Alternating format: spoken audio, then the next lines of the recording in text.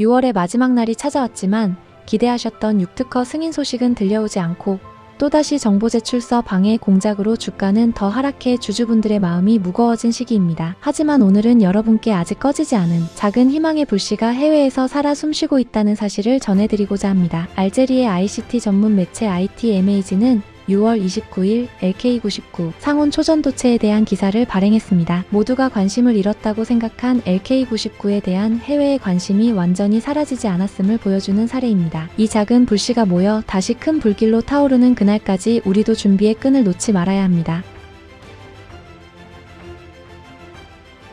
LK99는 한때 전 세계 과학계를 뜨겁게 달군 상온 초전도체 후보 물질입니다. 일반적으로 전기가 흐를 때 전자는 원자 사이를 이동하며 전류를 생성하지만 이 과정에서 저항으로 인해 상당한 에너지가 열로 변해 손실됩니다. 프랑스 전력망 관리기관 RTE에 따르면 현재도 전력 운송 중 815%의 전기가 손실된다고 합니다. 초전도체는 이러한 손실 문제를 해결할 수 있는 열쇠이며 LK99가 상온에서도 초전도 특성을 보인다면 냉각 비용 없이 에너지를 손실 없이 운반, 저장할 수 있어 에너지 산업의 혁신을 가져올 수 있습니다. 2023년 7월 27일 한국 연구팀이 LK99가 상온에서 저항 없이 전류를 전달할 수 있다고 발표한 이후 중국, 인도, 미국의 연구팀들이 앞다투어 재현 실험에 착수했습니다. 미국의 엔지니어 앤드루 머켈립은 트위치에서 실험을 생중계하여 전 세계의 이목을 끌기도 했습니다. 한때 유튜브와 트위터, 전 세계 커뮤니티를 뜨겁게 달궜던 LK99는 모두의 기억 속에서 잊혀진 듯 보였지만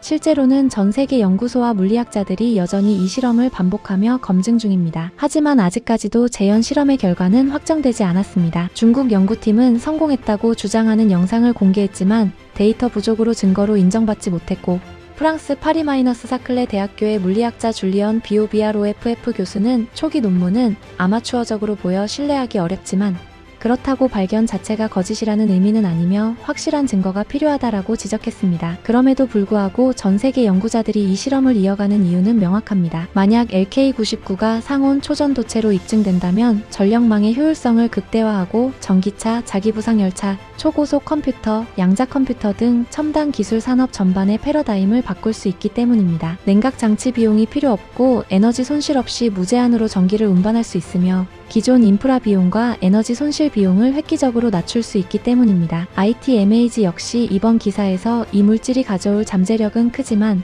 그것만으로는 혁명이 되지 않는다. 다만 분명히 산업의 흐름을 바꿀 잠재력을 가지고 있다고 강조했습니다. 여러분, 현재 주식시장에서는 LK99 관련주가 힘든 시간을 보내고 있습니다. 그러나 기술의 불씨는 꺼지지 않았고 오히려 해외의 작은 불씨들이 살아있어 다시 불길이 커질 순간을 기다리고 있습니다. 이 불씨가 커다란 불길로 타오르는 그날이 오면 어려운 시기에도 묵묵히 버텨주신 주주분들이 가장 먼저 그 결실을 보게 될 것입니다. 6월의 마지막 날 해외에서 전해온 이 작은 발화 신호를 기억하며 우리도 다시 마음을 다잡고 준비해야겠습니다. LK99는 아직 끝나지 않았습니다.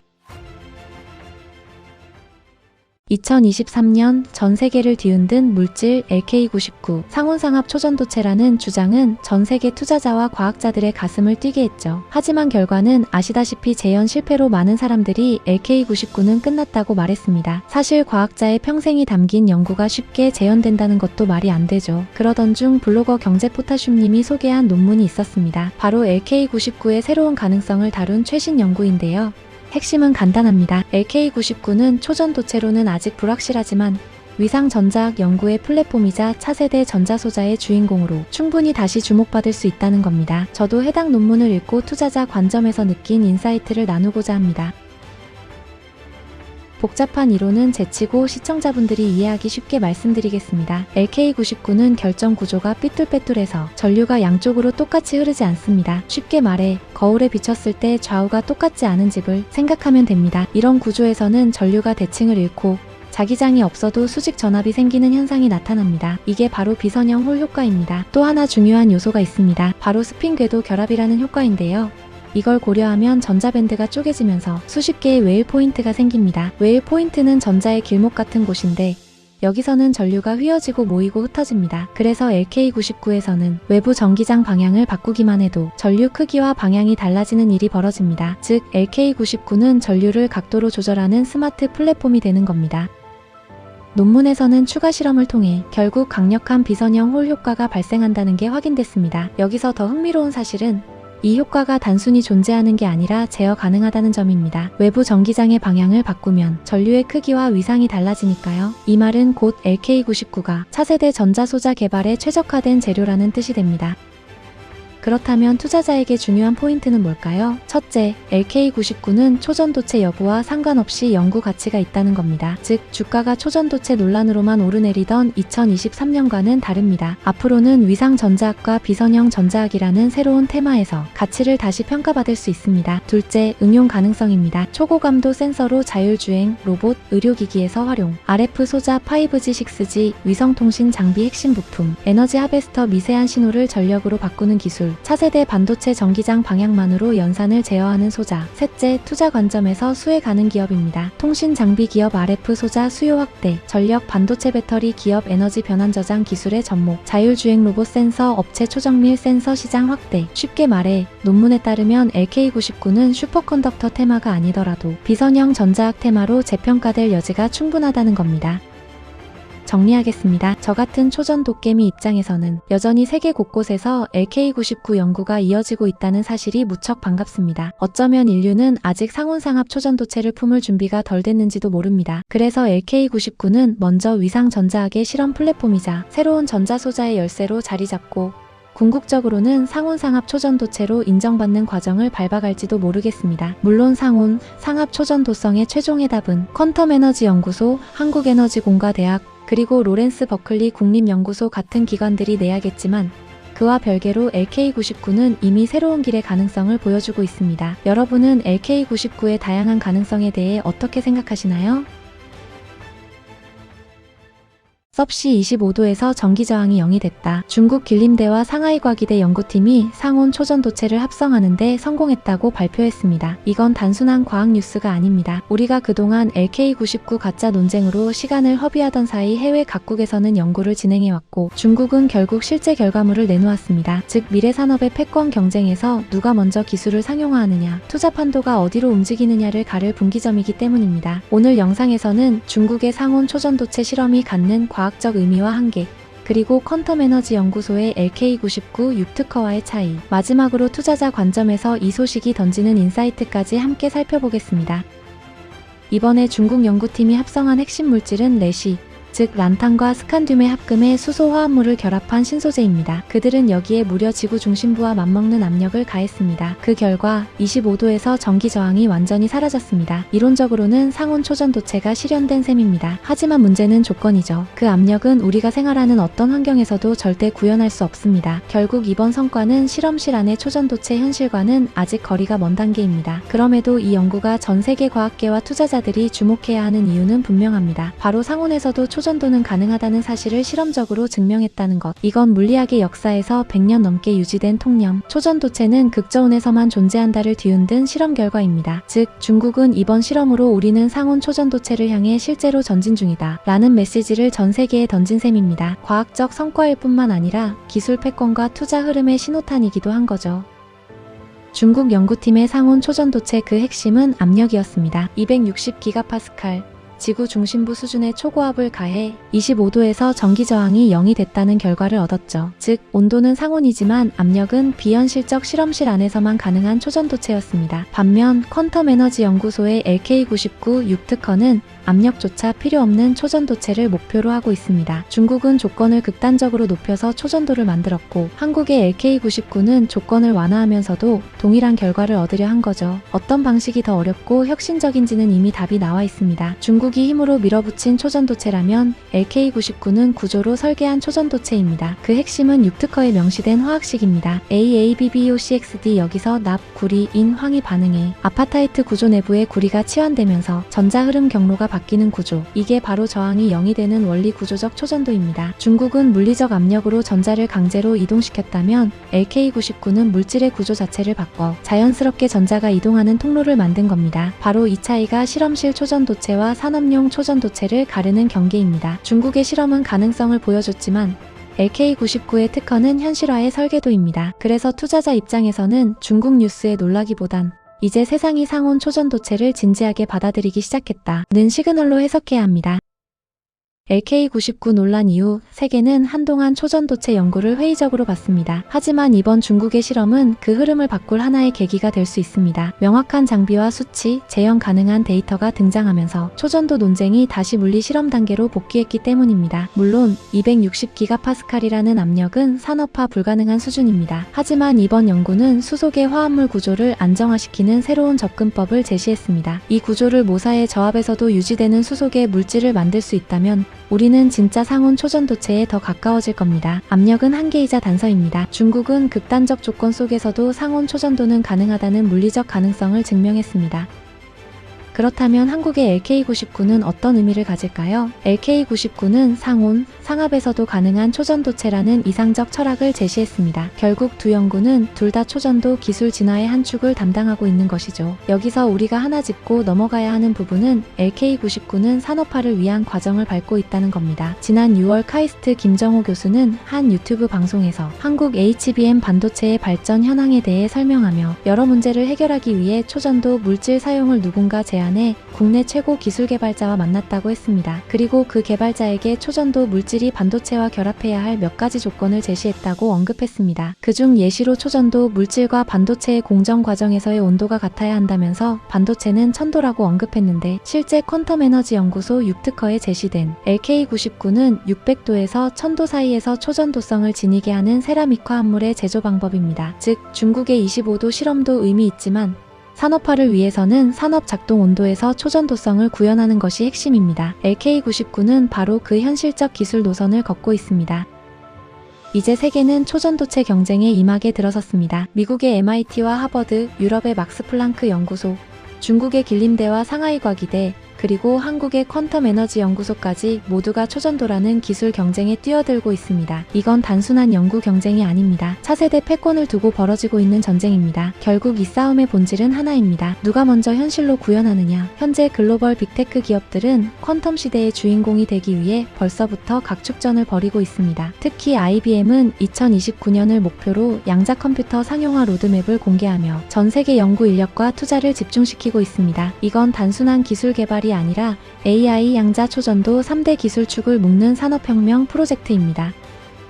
국내에서도 변화가 시작됐습니다. LG전자가 IBM의 퀀텀 네트워크에 공식 합류하면서 AI와 양자 컴퓨팅을 결합한 미래 전략을 본격화했습니다. 또한 IBM은 연세대학교에 국내 최초 양자 컴퓨터 IBM 퀀텀 시스템 1을 도입, 국내 연구 생태계의 중심축을 만들고 있습니다. 그리고 주목해야 할 연결고리는 퀀텀 에너지 연구소는 바로 그 연세대 양자산업융합선도단과 MOU를 체결했습니다. 퀀텀 에너지 연구소의 오근호 회장은 지난 4월 언론 인터뷰에서 2030년이면 상온상압 초전도체가 상용화될 것이고 그 첫 응용 분야는 양자 컴퓨터가 될 것이라고 밝혔습니다. 즉 IBM이 말한 2029년과 퀀텀 에너지 연구소가 제시한 2030년의 목표가 사실상 동일한 시점으로 수렴하고 있습니다. 저는 이전 영상에서 LG전자가 IBM 퀀텀 네트워크의 합류와 퀀텀 에너지 연구소와 연세대 MOU 그리고 신성델타테크의 초전도 사업을 연결해 분석했습니다. 그 결론은 명확했습니다. 범LG그룹의 양자 컴퓨터 전략이 성공하기 위해서는 상온상압 초전도 기술이 반드시 뒷받침되어야 한다. 바로 그 원천 기술을 보유하고 있는 기업이 퀀텀 에너지 연구소, 그리고 그 기술을 현실화하는 파트너가 신성델타테크입니다. 결국 이 두 회사는 한 몸처럼 움직이는 구조를 갖추고 있고 이 조합이야말로 한국이 퀀텀 시대에서 주도권을 잡을 유일한 카드입니다. IBM이 2029년을 향해 달려가고 퀀텀 에너지 연구소가 2030년을 향해 나아간다면 지금은 전 세계 퀀텀 초전도 시대가 오기 직전의 시점입니다. 이제 우리는 선택해야 합니다. 테마가 아니라 미래 산업의 인프라에 투자할 시점인지 말이죠. 신성델타테크는 상온 초전도 기술을 실현할 산업 파트너, 즉 퀀텀 시대의 키플레이어 될 잠재력을 가진 기업입니다. 이것이 우리가 이 기업을 한 주라도 더 보유해야 하는 이유입니다. 이번 중국의 연구는 우리 초전도 깨미들에게 분명 반가운 소식입니다. LK99 논란 이후 멈춰있던 초전도 논의가 다시 과학적 증거의 무대로 돌아올 가능성이 열렸기 때문입니다. 이제 초전도체는 더 이상 꿈의 물질이 아닙니다. 글로벌 연구와 산업의 한가운데로 복귀한 현실적 기술이 됐습니다. 한국의 LK99는 그 방향을 제시했고 중국의 실험이 가능성을 증명했다면 이제 시장은 점점 그 눈높이에 맞춰가고 있습니다. 올해 노벨 물리학상 수상자들이 양자 관련 학자라는 사실, 그리고 국내에서도 초전도체가 미래 산업의 핵심 축으로 편입되고 있다는 흐름은 이제 세상이 초전도체를 진지하게 받아들이기 시작했다는 증거입니다. 2023년 7월 세상을 뒤흔들며 등장했던 LK99. 그때는 꿈이었지만 이제는 점점 현실이 되는 과정에 들어섰습니다. 그리고 가까운 미래 전 세계의 관심이 상온상압 초전도체에 집중되는 순간이 올 겁니다. 그날이 바로 에너지 혁명의 시작이자 우리 인생에서 부의 대전환이 시작되는 날이 될 것입니다.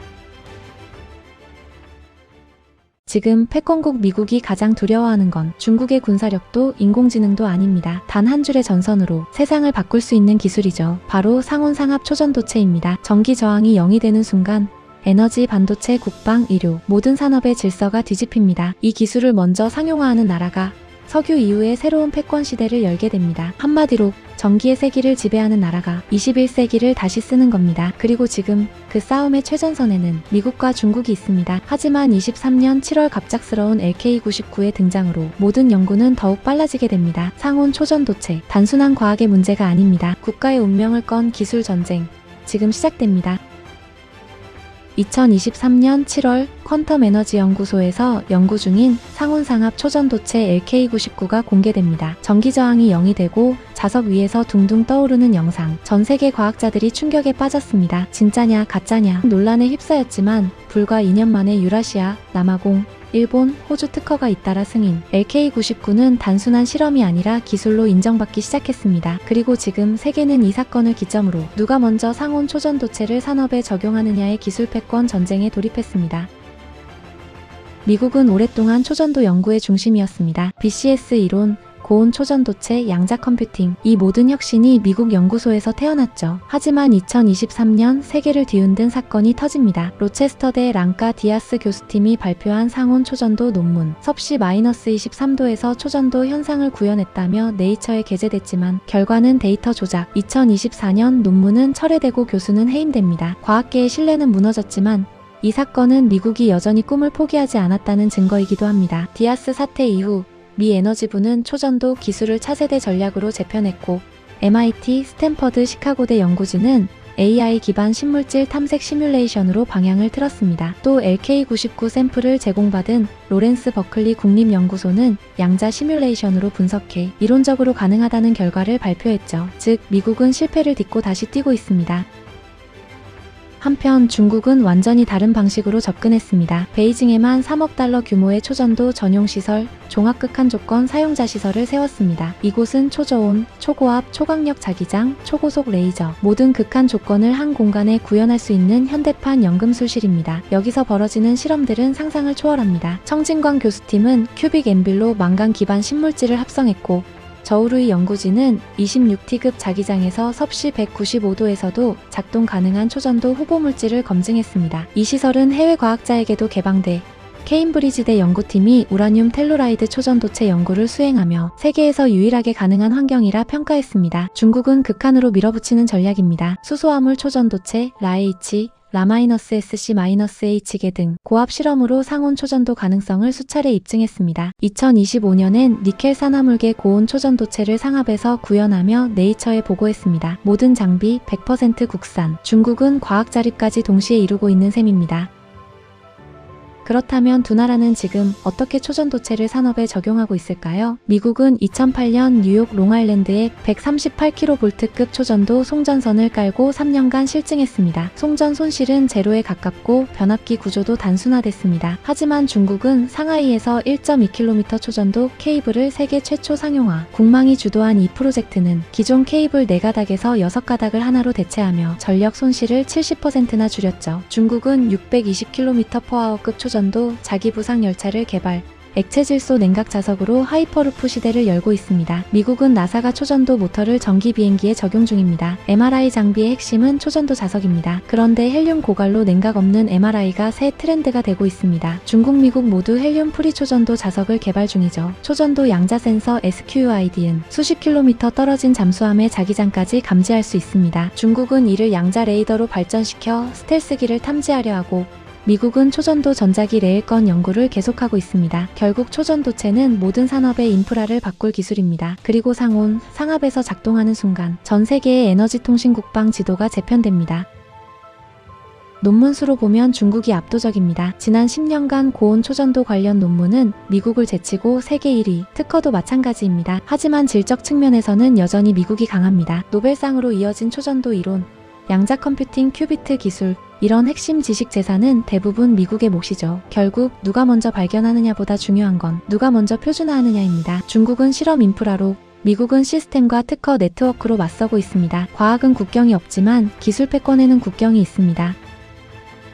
그런데 이 거대한 전쟁의 한복판에 한국의 이름이 다시 등장합니다. 퀀텀 에너지 연구소의 LK99 특허. 이 특허의 핵심은 방막 증착, 기존 도체 위에 초전도 방막을 입혀 상온상압에서도 전류 손실이 0이 되게 하는 기술입니다. 이건 단순한 소재가 아닙니다. 전력망, 반도체, 센서 모든 분야를 연결할 수 있는 플랫폼 기술입니다. 그래서 미국도 중국도 쉽게 인정하지 않으려 할 겁니다. 왜냐면 대한민국이 이 기술을 상용화하면 두 강대국이 쥔 기술 패권의 질서 자체가 흔들리니까요. 지금 이 순간에도 미국의 연구실과 중국의 초고압 챔버에서는 수천 명의 과학자들이 임계온도 그래프를 바라보고 있습니다. 상온 초전도체, 이건 단순한 과학의 승부가 아닙니다. 미래산업, 에너지, 안보, 그리고 국가의 운명을 건 기술 전쟁. 그렇다면 여러분은 어떻게 보시나요? 과연 이 싸움에서 대한민국은 기회를 만들어낼 수 있을까요? 여러분, 지금 세계가 초전도체를 둘러싸고 완전히 다른 두 길을 걷고 있다는 사실 알고 계셨나요? MIT는 초전도 현상이 왜 생기는가라는 원리를 밝히는 작업에 집중하고 있습니다. 그런데 퀀텀 에너지 연구소는 이미 무엇이 초전도체인가라는 답을 실물로 만들어내고 있습니다. 즉, MIT는 이론을 다지고 있고 퀀텀 에너지 연구소는 실물을 내놓으며 게임의 룰 자체를 흔들고 있는 상황이죠. 그리고 이 차이는 앞으로 어떤 나라가 미래 기술의 주도권을 잡게 될지를 가르는 중요한 갈림길이 됩니다. 오늘 영상은 MIT 연구 결과를 보며 LK99가 갖는 의미에 대해 저의 생각을 나누고자 합니다.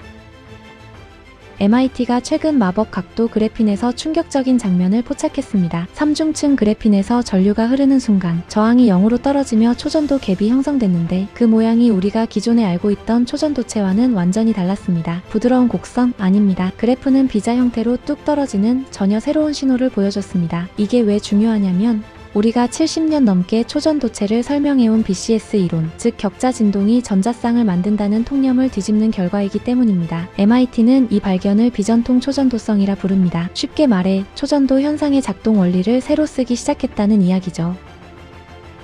반면 한국의 퀀텀 에너지 연구소는 MIT가 찾으려 했던 원리를 현실에서 구현한 물질을 직접 제시했습니다. 바로 LK99, 납, 인, 구리, 황이 결합된 세라믹 복합체죠. 이 물질은 단순한 가설이 아닙니다. 40도, 70도, 100도, 세 구간에서 초전도 전이가 관측됐다고 발표했습니다. 특허에는 자화율 그래프, 저항이 0으로 수렴하는 곡선, 전류와 전압 특성까지 모두 포함되어 있습니다. 즉, 실험 데이터가 패키지 형태로 존재하는 유일한 후보 물질입니다. 정리하면 MIT가 왜 초전도체가 생기는가라는 지도를 그렸다면 퀀텀 에너지 연구소는 그 지도 위에서 실제로 땅을 밟아버린 팀입니다. MIT의 연구는 왜에 대한 탐구, 즉 초전도체의 기초과학을 완성하려는 길입니다. 반면 LK99는 어떻게라는 질문, 즉 현실에서 어떤 물질이 초전도체인가를 제시한 기술혁명적 접근이죠. 한쪽은 원리를 완성하고 한쪽은 실체를 제시하며 지금 인류의 초전도 경쟁은 두 축이 동시에 움직이는 순간을 맞이하고 있습니다.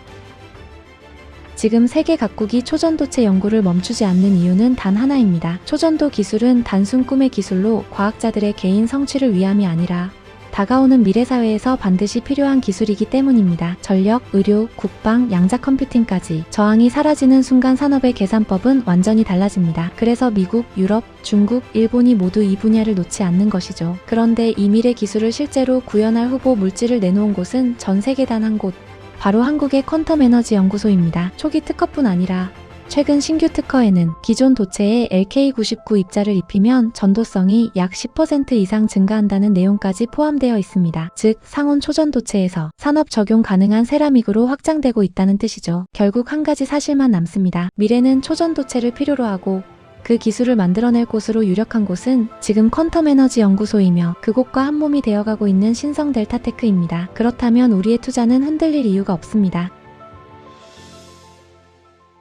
여러분, 초전도체는 극저온에서만 가능하다. 이 말 의심해 본 적 있으신가요? 사실 이건 의견이 아니라 물리학 교과서에 적힌 공식입니다. 그런데 지금 그 공식을 따르지 않는 초전도체가 실제로 관측됐습니다. 오늘 영상에서는 상온 초전도체가 나왔다는 과장 대신 왜 과학자들이 이 발견에 충격을 받았는지, 왜 이게 실패하지 않는 길의 시작일 수 있는지 이 두 가지만 정확히 짚어보겠습니다. 지금까지 초전도체에는 넘지 못할 세 가지 벽이 있었습니다. 극저온, 특정 전자쌍 구조, 그리고 BCS 이론. 이 이론은 초전도는 반드시 이런 방식으로만 생긴다라고 설명해왔죠. 그래서 상온 초전도체는 항상 이론적으로만 가능하다고 여겨졌습니다. 그런데 독일 연구진이 백금과 비스무트로 이루어진 PTBI라는 물질을 연구하다가 완전히 다른 현상을 발견합니다. 이 물질은 특이하게도 겉면은 초전도체, 속은 일반 금속입니다. 마치 겉만 초전도인 이중 구조처럼 말이죠.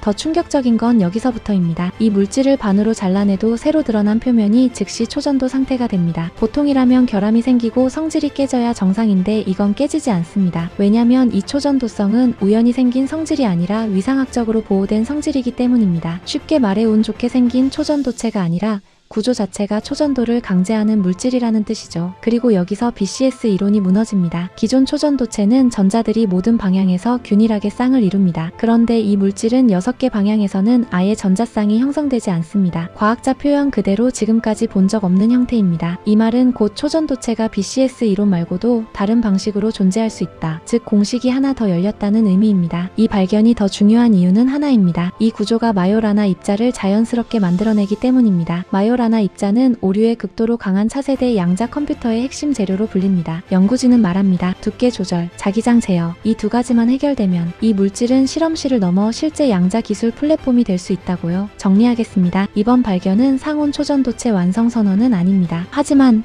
초전도체는 반드시 극저온이어야 한다. 공식은 하나뿐이다. 이 두 믿음이 처음으로 과학적으로 흔들린 순간입니다. 이제 상온상합 초전도체는 언젠가 가능할지도 모르는 꿈일까요? 아니면 실패하지 않는 경로가 처음으로 보이기 시작한 단계일까요?